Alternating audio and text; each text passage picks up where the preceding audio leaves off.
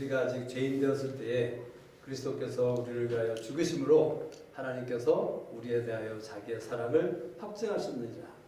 우리가 아직 죄인 되었을 때에, 아직 회개하기 전에 하나님께서 그리스도를 우리 대신에 죽게 하심을 말미암아 우리에 대한 하나님의 사랑을 확증하셨다. 그래서 바로 이 말씀을 근거로 우리는 먼저 용서할 수 있고, 먼저 사과할 수 있고, 먼저 용서를 구할 수 있는 그러한 사람이 되어야 한다는 것을 이 로마서 5장 8절의 말씀이 얘기해 주는 것이죠.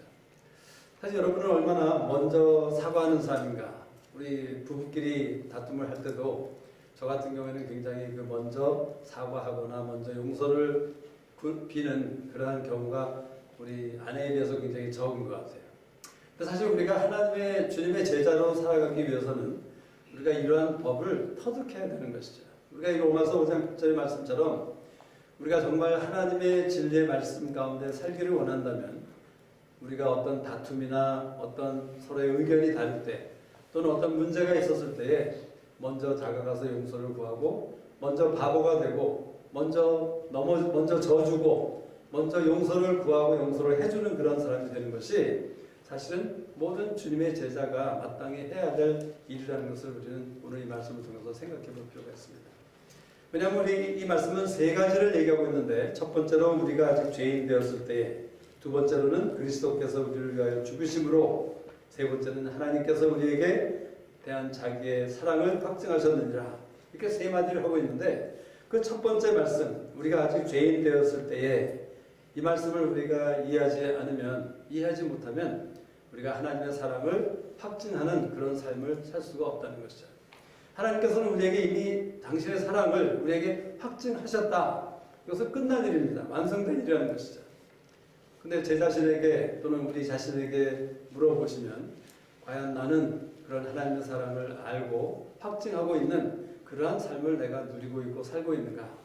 얼마나 내가 하나님의 사랑을 충분하게 겪고 있고 경험하고 있는가? 이런 질문을 해볼 때는 우리는 참 그것에 대해서 자신 있게 얘기할 수 없을 때가 많이 있는 것 같아요. 근데 하나님께서 오늘 그 하나님의 사랑이 저나 여러분의 삶 가운데 확증되기 위해서는 가장 먼저 우리가 알아야 될 것은 우리가 아직 죄인 되었을 때이라는 이 구절에 우리가 초점을 둘 필요가 있다는 것이죠. 이사야서 55장 7절에 이렇게 말씀하고 있습니다. 악인은 그 길을, 불의한 자는 그 생각을 버리고 여호와께로 돌아오라. 그리하면 그가 긍휼히 여기시리라. 우리 하나님께로 나오라. 그가 널리 용서하시리라. 이 이사야서 55장의 말씀은 하나님의 길과 생각에 대해서 말씀하고 계시면서 우리가 하나님의 생각과 길을 알기 위해서는 먼저 내 안에 있는 악인의 길과 내 안에 있는 불의한 자의 생각들을 다 끊고 내려놓고 포기하고 그 다음에 하나님께로 나아갈 때 하나님의 길과 생각을 알 수 있게 하신다는 것이에요. 우리가 먼저 죄인인 사실을 인정하지 않으면 우리는 하나님의 일들을 제대로 볼 수가 없는 것입니다. 우리가 먼저 내가 죄 가운데 있다는 사실을 깨닫지 못하면 우리는 하나님의 일을 감히 내가 그것을 감당하겠다고, 내가 어떤 사역을 하겠다고 우리는 나아갈 수 없는 것이라는 것이죠. 그래서 우리가 하는 일이 무엇입니까? 우리가 어떤 사역을 하든지 제일 먼저 기도할 때에 먼저는 우리의 죄를 자백하고 하나님께 용서를 구한 다음에 우리가 죄인인 사실을 인정하는 가운데 하나님 앞에 나아가는 것이 우리 모든 사역자, 주님의 제자들이 마땅히 하는 일이고 그것에 대해서 우리는 너무나도 많은 훈련을 받아온 사람들입니다. 여러분, 이사야 선지자가 하나님의 선지자였지만 그가 그 우시야 왕이 죽었을 때에 그 비전을 보고 하나님의 임재 앞에 나아갔을 때 그가 제일 먼저 깨달았던 것이 무엇입니까? 자기가 죄인이라는 사실을 깨닫게 된 것이에요. 자기가 선지자였지만 자기의 입술이 부정하다는 사실을 깨닫게 되고 자기가 입술이 부정한 백성들 가운데 살고 있다는 사실을 깨닫게 되면서 그는 하나님께 나아가서 이제 화로다 내가 죽게 되었도다. 만군의 거룩하신 여호와를 내가 배웠기 때문이다 라고 그렇게 고백할 수밖에 없었다는 것이죠. 그리고 나서야 하나님께서 이사야 선지자를 그 보아도 보지 못하고 들어도 듣지 못하는 그 하나님의 백성으로 보내는 그런 부르심의 일을 받게 되는 것을 우리가 보게 되는 것입니다. 먼저 내가 죄인인 사실을 깨닫지 못하고 인정하지 못한다면 우리는 그 아무것도, 하나님의 그 어떤 것도 우리가 하고자 한다는 것은 얼마나 어리석은 일인지 우리가 기억해야 된다는 것이죠. 여러분, 우리가 바리새인을 너무나도 잘 알지 않습니까? 바리새인의 가장 큰 문제는 무엇이었습니까? 자기들이 옳다고 생각하고 자기들이 의롭다고 생각했습니다. 그래서 자기들이 잘못했다고 자기들이 죄인이라는 생각을 그들은 가질 수가 없었던 것이 그들의 가장 큰 문제였던 것이에요. 그런데 그 바리새인의 모습이 어쩌면 주님을 따르고자 하는 주님의 제자된 우리들 가운데서도 때로는 종종 그런 모습들을 가지고 있는 우리를 생각해 보는 것이죠. 우리는 오늘 우리가 아직 죄인 되었을 때 이 말씀을 통해서 우리 모두가 죄인이라는 사실을 우리가 다시 한번 기억할 필요가 있는 것이에요. 인정할 필요가 있다는 것이죠. 이사야서 44장 20절에 이렇게 말씀하고 있습니다. 이것은 바로 우리의 모습을 얘기하고 있는 것이죠. 그는 죄를 먹고 미혹한 마음에 미혹되어서 스스로 그 영혼을 구원하지 못하며 나의 오른손에 거짓 것이 있지 아니하냐 하지도 못하느니라. 이 말은 무슨 말씀입니까? 죄를 먹는데요. 여러분, 밥을 먹는 게 아니라 죄를 먹고 사는 사람, 그 사람은 어떻게 한다고요? 미혹한 마음에 스스로 미혹되어서 자기 손에 거짓 것이 있다는 사실조차도 깨닫지 못하는 어리석고 장님과 같은 귀머거리와 같은 사람이 바로 우리의 모습이라는 것이죠. 또 이사야 64장 6절에서는 대저 우리는 다 부정한 자 같아서 우리의 의는 다 더러운 옷 같으며 우리는 다 쇠폐함이 잎사귀 같으므로 우리의 죄악이 버림같이 우리를 바람같이 우리를 몰아가나이다. 여러분이나 저의 의로움이 기껏해야 어떤 금과 같이 무거운 것이 아니라 마른 잎사귀와 같아서 바람이 불면 휙 날아갈 수밖에 없는 그렇게 가볍고 가치 없는 그런 우리가 가지고 있는 의가 바로 그런 것이라는 것이죠. 우리 모두는 죄인인 것이에요. 모든 사람이 죄를 범하였음에 라고 사도 바울이 선포하고 있는 것이죠. 우리가 이 사실을 인정하지 않으면 하나님의 사랑을 우리가 깨달을 수도 없고 알 수도 없다는 것이에요. 하나님께서는 우리에게 하나님의 사랑을 확증하셨다고 분명히 말씀하고 계시는데 저나 여러분의 삶 가운데 그 하나님의 사랑을 누리지 못하고 깨닫지 못하고 경험하지 못하고 있다면 가장 먼저 우리가 점검해야 될 부분이 무엇입니까? 내가 과연 하나님 앞에 나갈 때 하나님 앞에 죄인인 것을 내가 아직도 죄인인 것을 내가 인정하고 깨닫고 있는가 우리는 생각해 볼 필요가 있다는 것이죠. 여러분, 우리가 살면서 가끔 그런 불평이 있지 않습니까? 하나님이 나를 정말 언제 사랑하셨습니까? 그 말라기서에 보면 백성들이 그렇게 하나님께 불평했어요. 하나님이 언제 우리를 사랑하셨습니까? 하나님은 어디 계셨었습니까? 내가 그렇게 아파하고 내가 그렇게 고생하고 내가 그렇게 힘들어할 때에 하나님이 나를 사랑하신다면 도대체 어디 계셨었습니까? 이런 불평과 원망을 하는 우리의 모습들을 보는 것이죠. 근데 사실 그런 원망과 불평 이런 것들이 어디에서 나오는 것입니까? 하나님의 사랑을 알지 못하기 때문이죠. 내가 정말 하나님의 사랑 가운데 거하는 사람이라면 그 하나님의 사랑의 어떠함을 내가 알고 그것을 이해하고 그것을 깨달은 사람이라면 그래서 그 사랑 가운데 거하는 사람이라면 우리는 상황이 어떠하든지 간에 다른 사람이 어떻게 나에게 잘못할지라도 또는 어떠한 불행한 사건 가운데서도 우리는 하나님 앞에 감사할 수 있고 하나님 앞에 소망을 가질 수 있는 것이 바로 하나님의 마음이라는 것이에요. 근데 우리가 죄인인 것을 인정하지 않기 때문에 우리의 눈이 마치 장님과 같이 되어서 봐야 될 것을 보지 못하는 것이 바로 우리의 시야라는 것이에요. 우리의 시력이라는 것이에요. 우리의 비전이 분명하지 않다는 것이죠. 왜냐하면 우리가 나의 죄됨을, 나의 죄인됨을 인정하지 않기 때문에 하나님의 것들을 우리가 제대로 볼 수가 없다는 것이에요. 하나님께서는 계속해서 보여주시고 또 보여주시고 또 말씀하시는데 이스라엘 백성들이 왜 그렇게 듣지 않고 순종하지 않았습니까? 그들은 자기들이 죄인이라는 사실을 하나님 앞에 인정하기를 싫어했던 것이에요. 그렇게 하지 못했다는 것이에요. 우리가 잘 아는 탕자와 탕자의 이야기를 보면 그 탕자라는 그 아버지의 아들은 사랑에 대해서 잘못 알고 있었어요. 왜냐하면 그의 시야가 가려져 있었기 때문에. 어떤 오해를 가지고 있었습니까? 탕자는 아마도 사람들에 대해서 이렇게 오해했을 것이에요. 자기가 돈이 많을 때는 여러 친구들을 불러다가 파티를 하고 아주 기마이도 쓰고 정말 그들에게 아주 제너러스하게 많은 것을 베풀었을 것이에요. 근데 막상 자기 돈이 다 떨어지니까 사람들이 자기를 떨어져 나갔습니다. 그랬으니까 그 탕자의 마음속에 어떤 마음이 있었겠습니까? 참 저 사람들 너무하다. 나를 이용한 사람들이구나. 참 저 사람들은 정말 부당한 사람들이다. 하면서 사람들에 대해서 원망과 불평을 가질 수밖에 없었던 것이 탕자의 모습이라는 것이에요. 만약 탕자가 그 당시에 자기의 죄악을 깨닫고 자기가 죄인이었다는 사실을 인정하는 사람이었다면 그것을 불평하고 원망하기 이전에 탕자는 다른 말과 다른 행동으로 나갈 수 있었을 것이라는 것이죠. 아버지에 대해서 어떻게 탕자는 오해하고 있었습니까? 아버지의 사랑의 그 넓이와 길이와 높이와 깊이를 과소평가하고 있었던 것이죠. 왜 그렇습니까? 탕자가 집으로 돌아갈 때에 뭐라고 얘기합니까? 속으로 중얼중얼거리면서 또 마침내 아버지를 만났을 때 아버지에게 내가 아버지와 하늘에 죄를 지었사오니 이제는 나를 아들로 보지 마시고 품꾼의 하나로 보소서. 그런 아버지의 사랑이 자기와 같은 아들을 기껏해야 품꾼으로만 볼 수 있는 그런 사랑으로 격하고 있다는 사실을 우리가 보게 되는 것이에요. 우리가 죄인인 사실을 인정하지 못할 때 우리는 하나님의 사랑을 과소평가하게 되고 하나님의 사랑을 오해하게 되고 사람들에 대해서 원망과 불평을 가지게 되는 것이 우리의 모습일 수밖에 없다는 사실을 이 탕자의 비유를 통해서 얘기해주고 있는 것이죠. 자신에 대해서는 어떻습니까? 자신에 대해서는 정죄감을 가지고 있었던 것이에요. 나는 고작 해야 품꾼의 하나밖에 될 수 없는 그런 아버지의 아들이라 일컬음을 감당치 못하겠습니다 라고 고백할 수밖에 없었던 것이 탕자의 그 모습이었다는 것이죠. 또 형은 어땠습니까?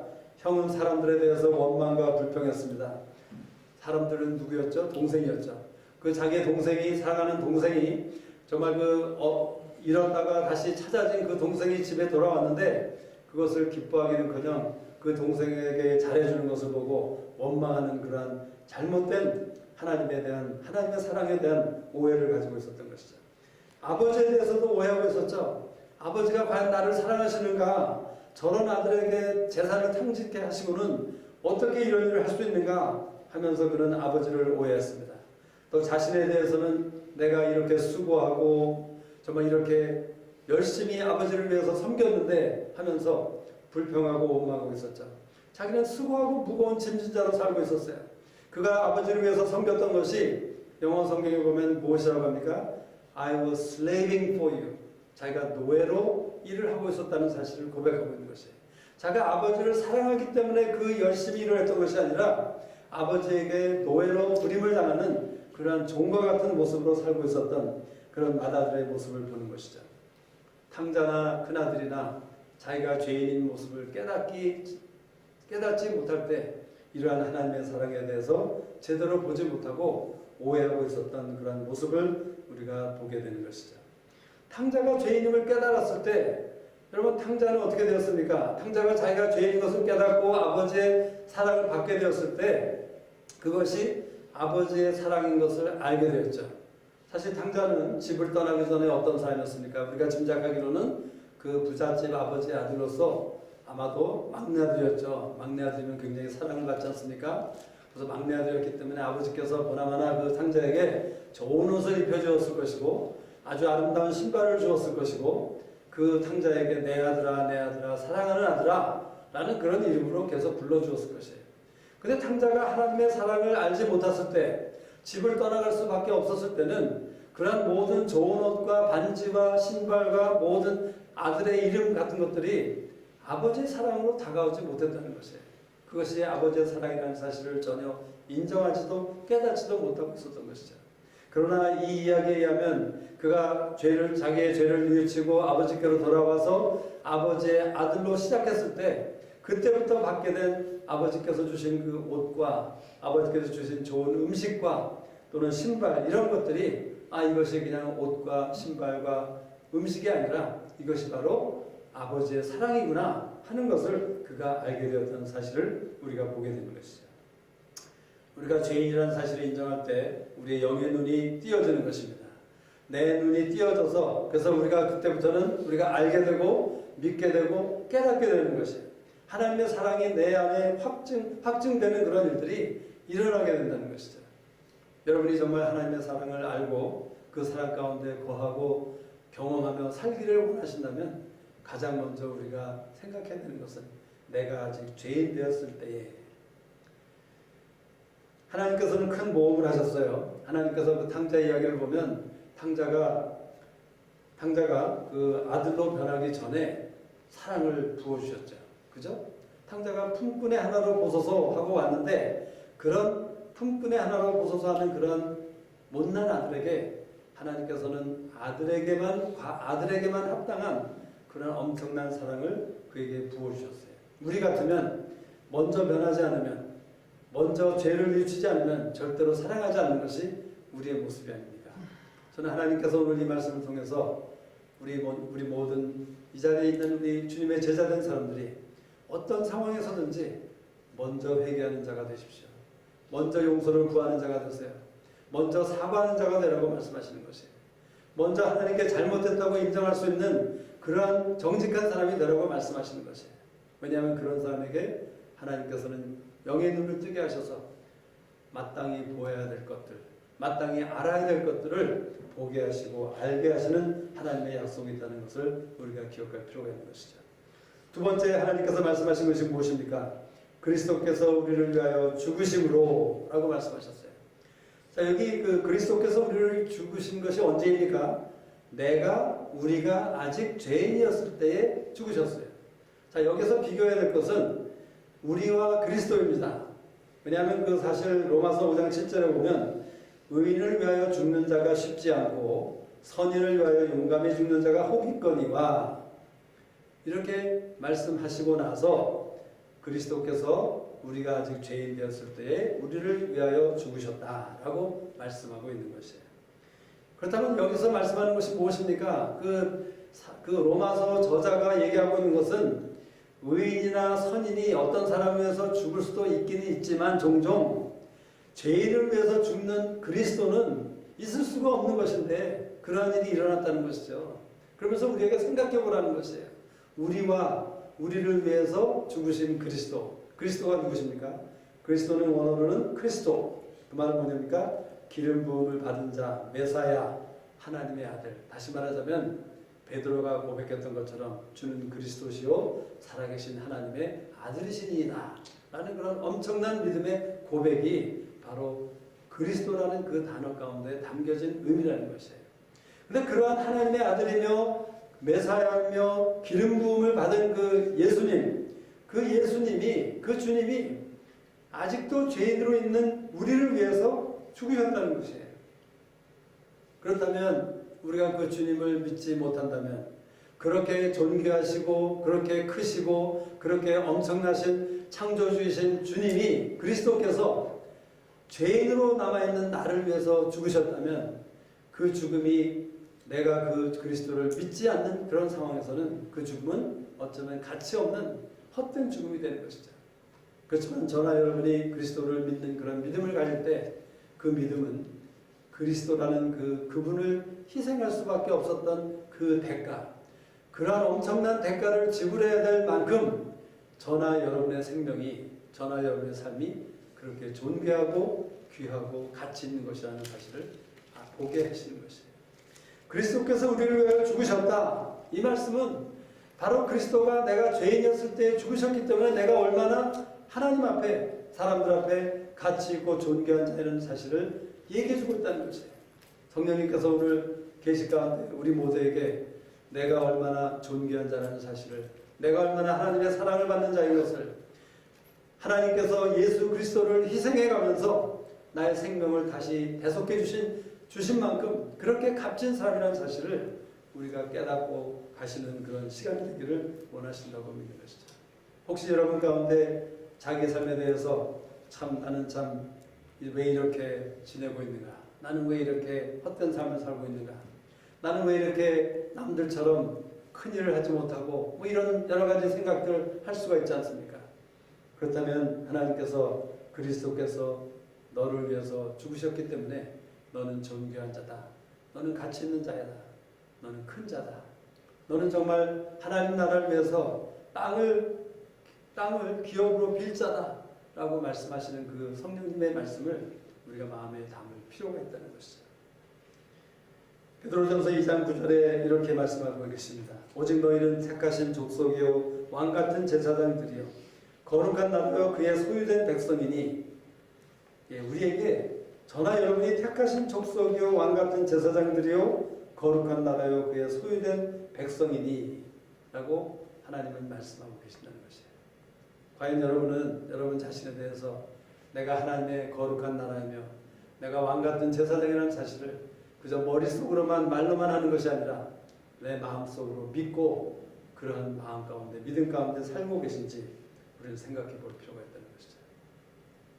우리 좀 서로를 바라보세요. 바로 옆에 있는 형제님이, 옆에 있는 자매님이 하나님이 세우신 왕같은 제사장이라고 말씀하시는 것이에요. 우리 성경자 자매님 중보기도자이십니다. 우리 자매님이 기도할 때마다 제가 믿는 것은 어떤 것입니까? 자매님을 볼 때는 나이가 많으신 할머니라고 얘기하실 수 있지만 우리 자매님이 기도할 때마다 그 입술을 열어서 하나님의 마음을 선포할 때마다 그 기도를 통해서 이 땅이 변화되고 그 기도를 통해서 하나님이 바꾸시는 지도가 있을 수 있다는 사실을 저희가 믿을 수 있다는 것이죠. 왜냐하면 하나님이 그리스도를 성령자 자매님을 대신해서 죽게 하심으로 말미암아 우리 자매님을 존귀한 자로 크신 자로 그렇게 세우셨기 때문이라는 것이에요. 그리스도의 죽음으로 인해서 저나 여러분의 가치가 상승된 것이에요. 여러분 혹시 여러분 중에 증권을 하신 분이 있는지 모르겠지만 증권은 오르락내리락 하지 않습니까? 증권이 오르면 얼마나 좋겠습니까? 그런데 하나님 나라에서는 주님을 믿는 믿음의 사람들에게는 우리의 가치는 올라갈 수밖에 없는 것이에요. 우리가 떨어지는 것은 내가 떨어뜨리는 것이지 내가 떨어뜨리기로 작정하지만 아니하시면 나의 믿음을 지키기만 하시면 내가 주님을 믿는 그 믿음 안에 거하기만 한다면 나의 가치는 매일매일 올라가고 상승되고 인크리즈 되는 것이 하늘나라의 법칙이라는 것이에요. 한번 상상해 보세요. 여러분의 가치가 매일매일 상승되고 하나님이 보시기에 너는 참 크다. 내일 보니까 너는 좀 더 컸네. 내일 보니까 더 컸네. 그레이트하네. 하는 그런 칭찬을 우리가 듣게 된다면 얼마나 감사하고 승분되는 일이겠습니까? 근데 그것이 바로 그리스도의 죽음으로 말미암아 그 일이 가능케 됐다는 것이에요. 우리의 가치만이 증가하는 것이 아니라 우리는 또 한 가지 기억해야 될 것이 무엇입니까? 이 그리스도께서 우리를 위하여 죽으셨다는 그 사실은 내 생명에 대해서 여러분이나 제가 갖고 있는 삶에 대해서 우리 모두가 책임이 있다는 것이에요. 여러분 우리는 그러한 가치 있는 삶을 살아야 될 책임이 있는 것이에요. 그냥 함부로 살면 되는 것이 아닙니다. 그냥 뭐 농담하면서 그냥 가치 없게 사는 것이 아니라는 것이에요. 우리의 삶의 한마디와 우리의 삶의 한 가지 생각과 우리의 삶의 한 가지 뜻과 우리의 모든 행동 한 가지 한 가지가 그 하나님이 보시기에 가치 있는 무게가 있는 귀한 존귀한 사람의 것으로 나타나는 그러한 삶이 되기를 원하신다는 것이에요. 저는 가끔 우리 주위에 보면 어떤 사람들이 자살을 하는 경우가 있죠. 그래서 자살에 대해서 여러 가지 논란이 있습니다. 이것이 과연 죄냐 아니냐 하나님의 뜻이냐 아니냐 여러 가지 논란들이 있습니다. 그런데 우리가 한 가지 생각할 수 있는 것은 저는 오늘 저녁에 참 얼핏 그런 생각을 해봤어요. 우리가 흔히 어떻게 얘기하죠? 우리가 웃거나 기뻐하면 우리 몸에서 엔돌핀이 나온다고 해요. 그죠? 엔돌핀이 나와서 우리의 몸이 더 좋아지고 뭐 이런다는 얘기를 많이 하곤 합니다. 근데 어떤 의사들이나 크리스천 중에서도 의사들이나 어떤 학자들은 우울증 같은 것, 우울증은 어쩔 수가 없는 것이다. 그것은 몸에서 케미칼이 그렇게 나오기 때문에 그건 누구도 컨트롤할 수가 없는 것이야. 그거는 이해해야 돼. 그 사람들이 그렇게 우울증으로 인해서 어떤 문제가 되고 급기야는 자기 자신의 생명을 빼앗기까지 하는 그런 일이 있게 되는 것은 이해할 수도 있는 일이다. 라고 얘기하는 것을 종종 보게 되죠. 그래서 저는 그렇게 생각을 해봤어요. 만약 우리가 기뻐하고 하나님 앞에 웃음을 가질 때 엔돌핀을 우리가 발산하게 된다면 우울증을 가지는 사람은 그 케미칼이 어디에서 나오겠습니까? 그 케미칼은 내가 우울해하고 내가 슬퍼하고 내가 억울해하고 원통해하고 불평하고 원망하고 하는 가운데 그러한 케미칼이 우리 몸에서 발산되는 것이 아닌가 생각을 해볼 수 있는 것이죠. 여러분 그리스도의 죽음으로 인해서 저나 여러분의 삶에 생명의 가치와 책임이 있다는 사실을 우리는 기억해야 되는 것이죠. 세 번째 말씀, 하나님께서 자기의 사랑을 확증하셨느니라 라고 말씀하세요. 여기서 하나님께서 자기의 사랑을 확증하셨대요. 하나님의 사랑과 우리의 사랑의 다른 것을 생각해 볼 필요가 있습니다. 우리 쌍둥이 딸들이 반항할 때, 티네이저 때 저는 그 딸들에게 어떤 사람이었냐면 저 사람은 우리 아빠라는 이름을 가지고 있는데 그냥 우리에게 밥을 먹여주고 생활비를 벌어주고 또 옷을 사주고 그래서 아빠의 일을 하는 아빠의 짓거리, 그거 좀 약간 말이 좀 그렇지만 아빠의 일을 하는 저 사람이다 라고 그렇게밖에 저는 여겨지지 않았던 것 같아요. 아빠로 제가 인정받지 못했던 그런 때가 있었죠. 근데 우리 부부관계에서도 그렇죠. 만약 우리 아내가 저에게 기대하는 것이, 자, 당신은 나의 남편이기보다는 남편으로서의 하는 일을 나에게 좀 해달라. 그래서 내가 어깨가 아프니까 안마를 좀 해줘. 또 내가 설거지를 많이 해야 되니까 설거지를 하십시오. 또 방에 베큐음을 해야 되니까 베큐음을 해주십시오. 라고 하면서 저 남자는 남편의 일을 하는 어떤 사람이라고 만약 한다면 얼마나 제가 기분이 나쁘겠어요. 얼마나 제가 참 마음이 슬플 수도 있고 억울할 수도 있고 참 여러 가지 생각들을 가질 수 있겠죠. 근데 우리는 완전한 사랑이 아니기 때문에 저나 여러분이 사람들에게 줄 수 있는 사랑 또는 상대방에게 우리가 기대하는 것들, 이런 것들은 우리가 완전치 못한 사람들이기 때문에 우리가 줄 수 있는 사랑에는 제한된 것일 수밖에 없는 것이죠. 그래서 우리 아이들의 모습에는 제 딴에는 열심히 아빠로서 사랑하고자 했지만 제가 부족하고 잘못하고 실수하고 연약했기 때문에 저를 아빠로서 사랑하는 아빠라고 여기기보다는 어쩌면 아빠 일을 하는 그러한 사람 정도로밖에 여겨지지 못했던 그런 때가 있었던 것을 생각해 보는 것이에요. 근데 반면에 하나님의 사랑은 어떤 것입니까? 하나님은 사랑 그 자체세요. 그렇죠? 성경에는 하나님은 사랑이시니라 라고 말씀하셨어요. 하나님은 온전하시고 완전하신 사랑이십니다. 그렇다면 하나님이 우리에게 주신 그 사랑은 완전하신 사랑이죠. 조금도 결함이 없고 실수가 없으신 그런 사랑입니다. 그 사랑은 정말 우리가 헤아릴 수 없는 것이죠. 그래서 에베소서 3장 18절 19절에서 뭐라고 말씀하십니까? 하나님의 사랑은 지식에 넘치는 것이며 그 넓이와 길이와 높이와 깊이가 어떠함을 깨달아야 하는 것이라고. 어쩌면 우리가 하나님의 사랑을 알기 위해서는 이 땅에서의 삶 가운데서와 또는 이번 천국에 올라가서도 아마 영원토록 우리의 숙제가 무엇일 것 같아요. 하나님의 사랑의 그 길이와 넓이와 깊이와 높이를 알아가는 그 작업이, 그 숙제가 우리 모두에게 있을 것이라고 생각됩니다. 그만큼 하나님은 완전하신 사랑이시기 때문에, 그 사랑은 크시기 때문에 우리의 생각이나 우리의 지각으로는 도무지 깨달을 수 없는 그런 하나님의 사랑이라는 것이죠. 이제 결론을 냈습니다. 아까 그 말씀에 보면 하나님께서 우리에게 대하여 아버지의 자기의 사랑을 확증하셨느니라. 그 확증이라는 단어는 보통 영어 성경에는 demonstrate, 이렇게 보여주셨다, 아주 분명하게 알려주셨다 라는 그렇게 쉽게 이해하는 그런 말로 표현이 되어 있어요. 그렇지만 킹 제임스 버전에 보면 거기에는 command라는 단어를 쓰고 있어요. 하나님께서 하나님의 사랑을 command하셨다. command toward us. 우리를 향해서 명하셨다라고 표현되어 있는 것이 킹 제임스 버전에 기록된 말씀이에요.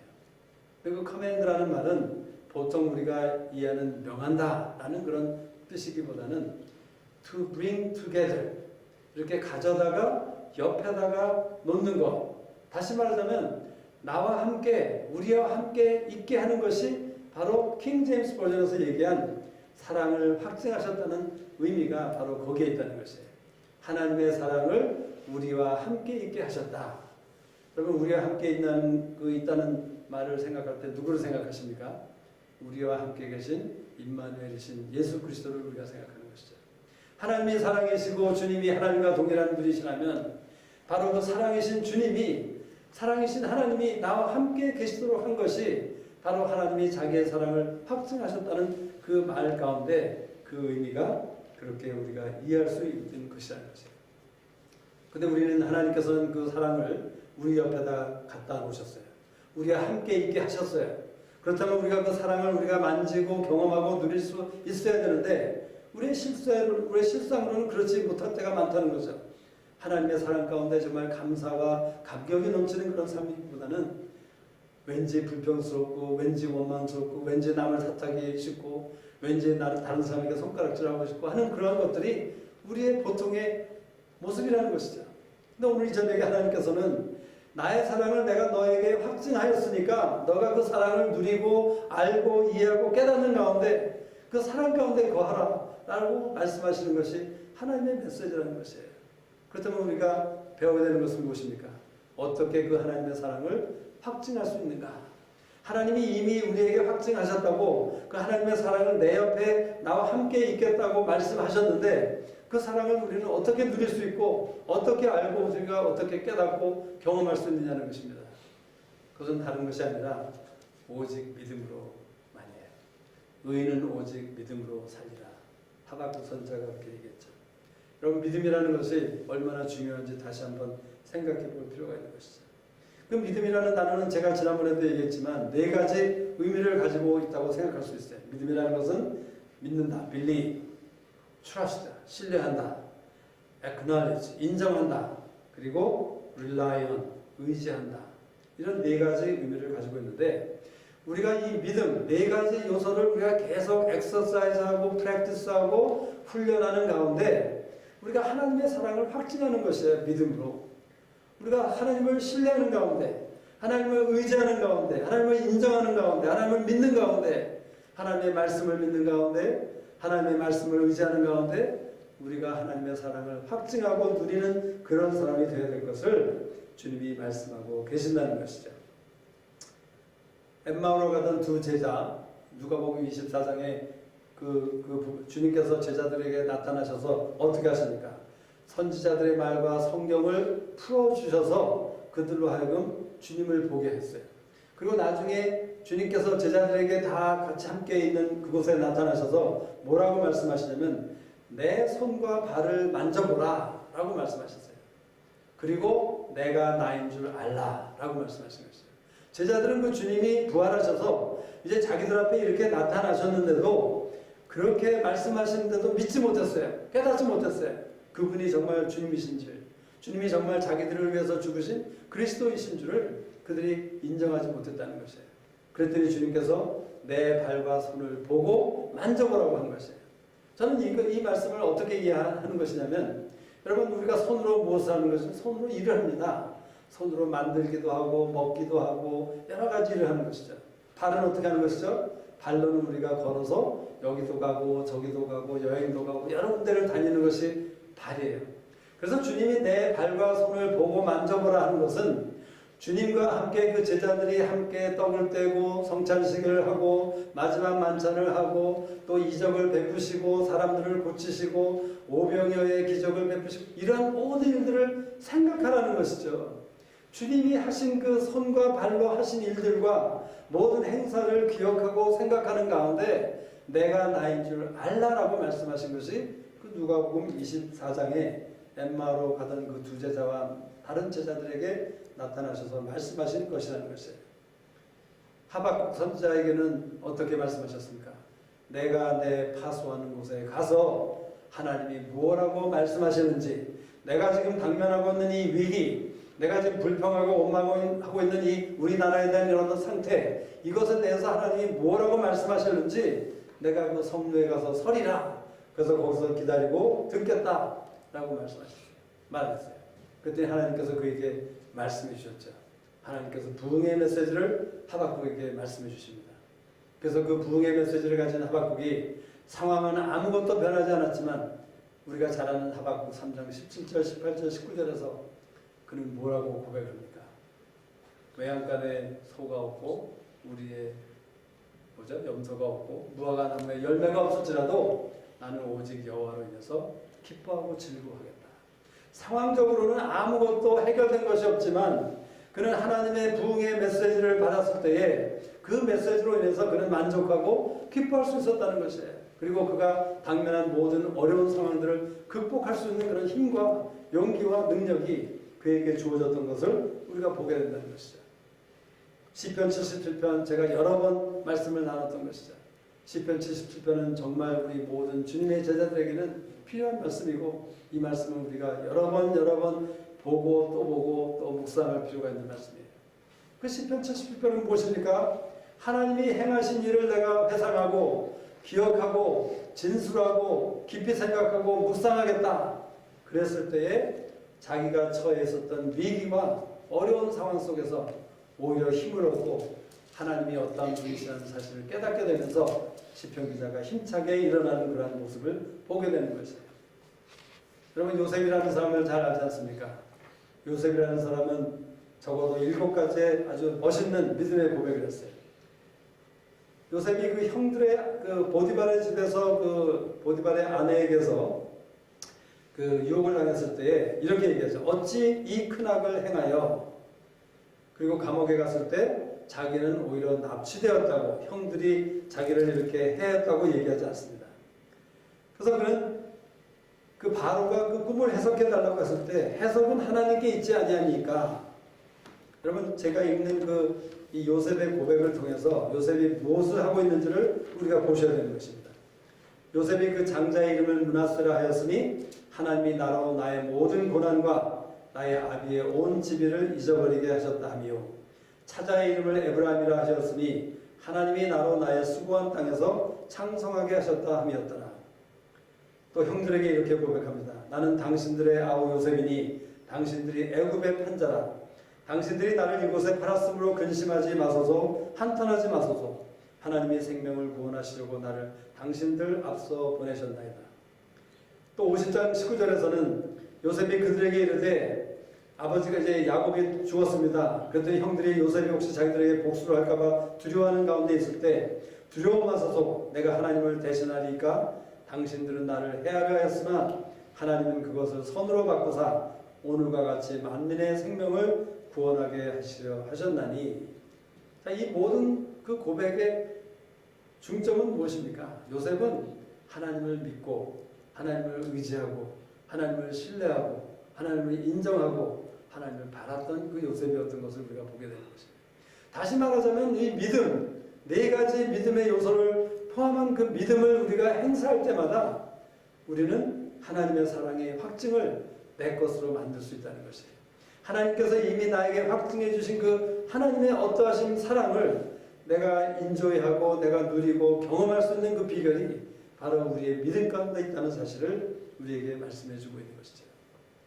그래서 우리 모두는 내가 아직 죄인 되었을 때에 그것이 무엇인지를 우리가 다시 한번 생각하는 가운데 하나님 앞에 나아갈 때마다 하나님 앞에서 내가 죄인인 것을 인정하시고 깨달으시고 고백하시면서 하나님께서 나의 눈을 열어주실 것을 기대할 수 있는 것이죠.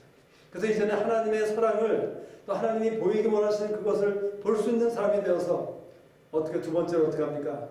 그리스도께서 우리를 위하여 죽으심으로 그 얼마나 나의 생명이 그리스도의 죽음으로 말미암아 나의 생명의 가치가 상승되었는지, 내가 그것에 대해서 어떠한 책임이 있는지, 그것을 우리는 내가 아직 죄인 되었을 때 그 사실을 깨닫게 되므로 우리는 더 나아가 그 나의 생명의 가치와 책임을 보게 된다는 것이에요. 그리고 더 나아가서 어떻게 됩니까? 하나님의 사랑을 내가 확증하게 되는 사람이 되는 것이에요. 나의 사랑이 아니라 어떤 인간의 사랑이 아니라 나의 아내의 사랑이 아니라 나의 친구의 사랑이 아니라 완전하신 그 하나님의 사랑, 사랑이신 그 하나님의 사랑을 알게 되는 그런 축복이 내가 아직 죄인 되었을 때에 그 일로부터 시작된다는 사실을 바로 로마서 5장 8절은 얘기해주고 있는 것이에요. 저나 여러분이 정말 이 로마서 5장 8절의 말씀을 이해하고 터득했다면 우리는 제자의 삶을 살면서 어떻게 살 바를 아는 자가 되는 것이죠. 우리는 정말 더 이상 사람들에게 괴로움이 되는 것이 아니라, 어려움이 되는 자가 아니라 오히려 축복이 되고 계속해서 용서하고 계속해서 먼저 용서하며 사과하며 나아가는 그런 사람이 될 때, 그래서 먼저 나의 잘못을 고백할 수 있는 그런 사람이 될 때, 다른 사람이 얘기할 때까지 기다리는 것이 아니라 다른 사람은 계속해서 자기의 잘못을, 자기의 죄인의 모습을 자백하는데도 나는 그저 의로운 자처럼 가만히 있는 그런 사람이 아니라 우리가 하나님 앞에 내가 죄인 되었을 때에 그 하나님의 사랑을 알게 되는 축복을 누리는 그러한 모두가 되기를 원하신다고 믿습니다. 우리 잠깐 눈을